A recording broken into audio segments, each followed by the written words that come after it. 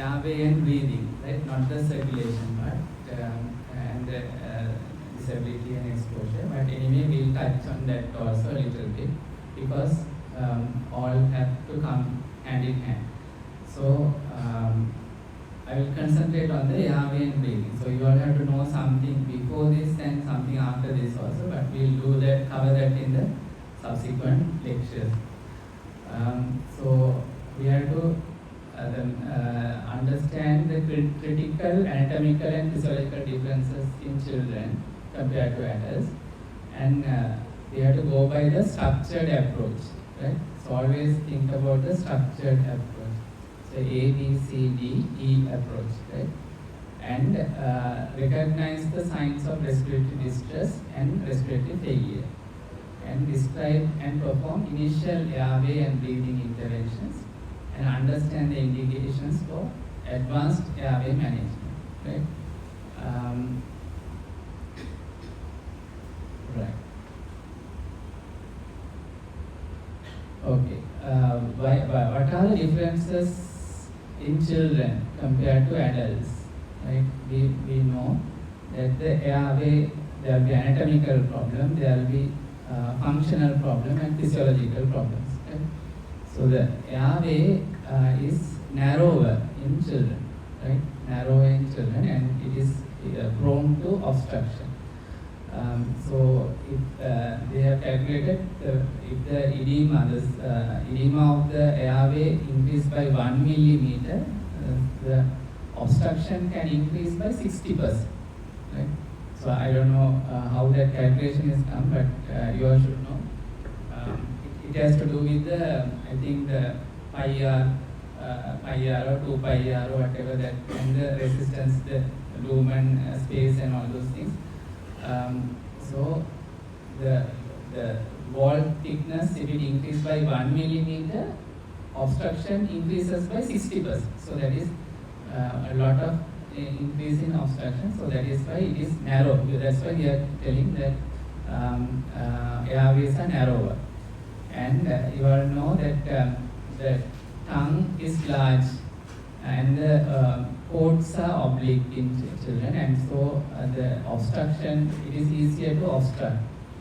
So the tongue can obstruct the airway. So that is an important thing. So that is why we do a lot of airway opening maneuvers. So these there are maneuvers called airway opening maneuvers. And the larynx is funnel shaped. So in the adults we use cuff tube because if we don't use the cuff tube, there will be leaking and there will be aspiration. But in children we use non-cuff tube because there is a the narrowest point is below the vocal cords. So the cricoid ring, there is the narrowest point. And when we take the functional differences, the children are obligate nasal breathers. Right? What do you mean by obligate nasal breathers? Obligate meaning they have to breathe that way. Right? They have to breathe through the nose. Right? So when adults we have nose nasal obstruction, we can breathe through the mouth. But children, they can't breathe through the mouth. They always want to breathe through the nose. And then they will start crying. So they will have respiratory distress. So that is why in children we have to clear the nostrils. It is important to clear the nostrils. Otherwise, they will have breathing problems. And the chest wall is compliant. What do you mean by compliant? Is it is less efficient in breathing. So compliance means it is easy to move, right? It's like elastic. The chest wall is like elastic. So when there is obstruction, upper airway obstruction, when the diaphragm moves in and it tries to pull the air in, there will be intercostal recessions, the sternal recession. The sternum will go inside, right? And without the air coming inside, the other chest wall will go inside. And you can have seesaw respiration, right? That is, when we breathe, the diaphragm goes down. Adults, the diaphragm pulls the air inside, and the stomach goes in front, and the chest wall also comes forward, right? So it comes forward, it expands, right? So the chest wall expands, stomach expands, and the diaphragm goes down, right? But in children, when the diaphragm contracts and pulls, goes down and pulls vacuum, make negative pressure in the chest cavity,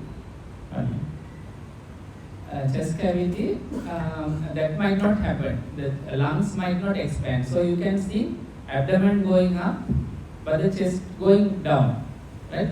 When the chest relaxes, the chest will go up and the abdomen will go down, right? So that is called the seesaw breathing, right? So that is the seesaw, that is because of the compliant chest wall. And high metabolic rate, so they have higher oxygen demand and lower reserves, so rapid desaturation. The saturation will go down rapidly in children with a little bit of hypoxia. And physiological wise, there's a difference. The bradycardia is a late sign of hypoxia, right? Not tachycardia as in adults. So in adults, when they have hypoxia, they have tachycardia, but in children, small, especially infants, they can go into bradycardia and cardiac arrest, right? So these are some differences in children. Right. So this is what I told.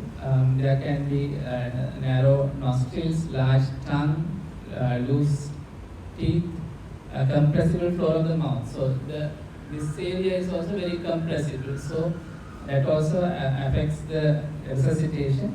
Horseshoe-shaped epiglottis, high anterior larynx, right?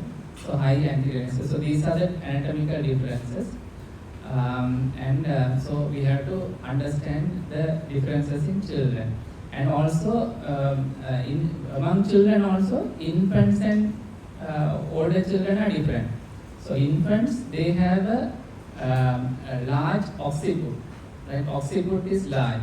So we have to keep them in neutral position, right? If we extend the neck in infants, it will be too much extension. Understand? Because the occiput is there, occiput is large. If we extend the neck as in older children and adults, it will be, the extension will be hyperextension, and it will be too much, and it will again obstruct the airway. So we have to keep the infants in neutral position, but older children in extended position, right? That is called the sniffing position. Sniffing position, like this. Yeah, when you want to smell something, you do like this, no? So that is the position. That is the neck movement we want to achieve, right? So if you look from the side, like this, right? That is when you are smelling something, you want to smell something. That is the position you want to get the airway in bigger children.